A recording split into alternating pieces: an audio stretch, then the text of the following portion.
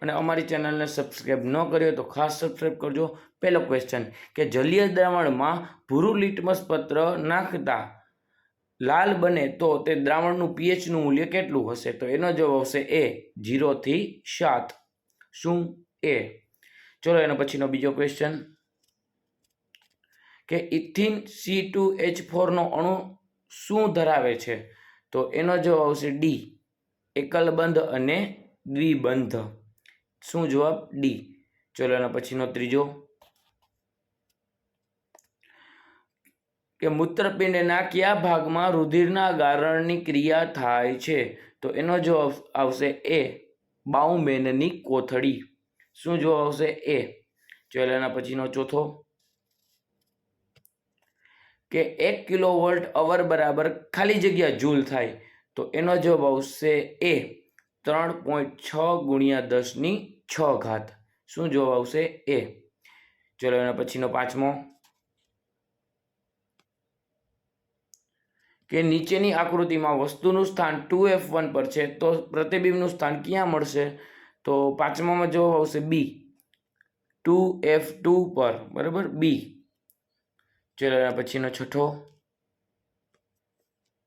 કાચના પ્રિઝમમાં કયા રંગના પ્રકાશનો વેગ મહત્તમ હોય?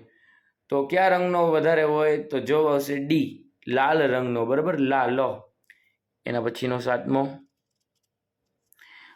બાયોગેસ અને સીએનજી નો મુખ્ય ઘટક ખાલી ગયા છે, તો જવાબ આવશે સાતમામાં મિથેન, બરાબર। શું? મિથેન।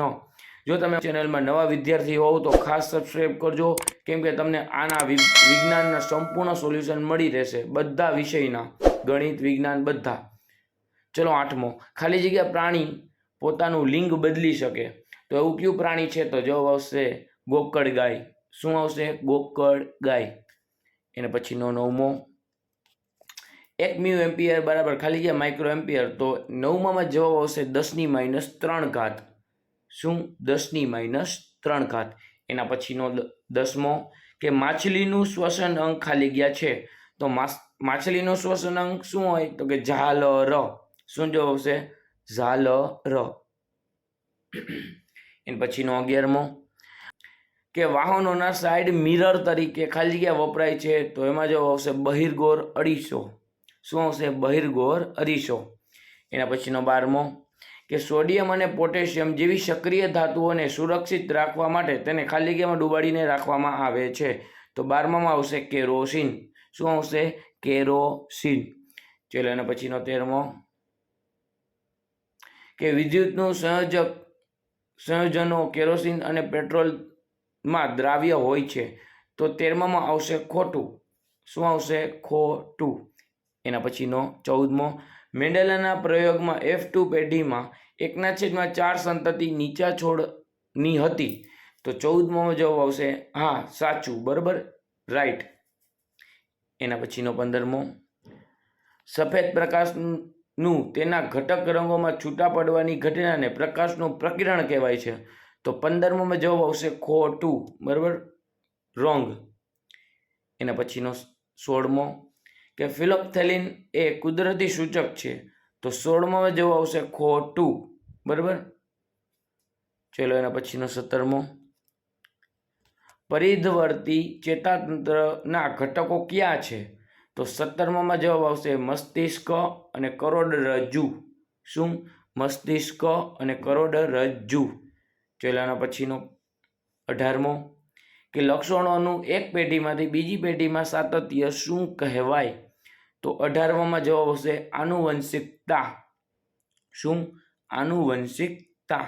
ચલો એના પછીનો 19મો કે નીચેનામાંથી બંધ બેસતી ના હોય તેવી જોડ શોધીને લખો। ભાઈ આમાં બંધ બેસતી જોડ કઈ નથી, તો જવાબ આવશે બી, દૂરદ્રષ્ટિની ખામીનું નિવારણ, અંતર્ગોળ લેન્સ। રેડી? એના પછીનો 20મો વિદ્યુત પ્રવાહનો એસઆઈ એકમ કયા વૈજ્ઞાનિકના નામમાં રાખવામાં આવ્યો છે? તો ભાઈ કયો વૈજ્ઞાનિક હતો? Andrei ampere. શું જવાબ આવશે? Andrei ampere. ચલો એના પછીનો અને જો તમે અમારી ચેનલને સબસ્ક્રાઈબ ન કરી હોય તો ખાસ સબસ્ક્રાઈબ કરજો। તમને આની એન્ડ સ્ક્રીનમાં જ પેપર નંબર 6નો વિડીયો મળી જશે। પરાવર્તિત ક્રિયા, તો 21મામાં જવાબ આવશે બી, કરોડરજ્જુ, શું? બી. એના પછીનો 22મો અને છે ક્રિયા, તો એમાં જવાબ આવશે એ લંબમજ્જાજ, એ લંબમજ્જાજ. રેડી? ચલો એના પછીનો 23મો. 23માં જવાબ આવશે સી ઉત્પાદકો, શું આવશે? ઉત્પાદકો, સી. એના પછીનો 24મો દ્વિતીય પોષક સ્તર, તો એમાં જવાબ આવશે પ્રાથમિક, બરાબર, બી પ્રાથમિક ઉપભોગીઓ. રેડી? અહીં તમારું આ પેપર 5 સંપૂર્ણપણે સોલ્યુશન થઈ ગયું. હવે પેપર નંબર 6 જોજો.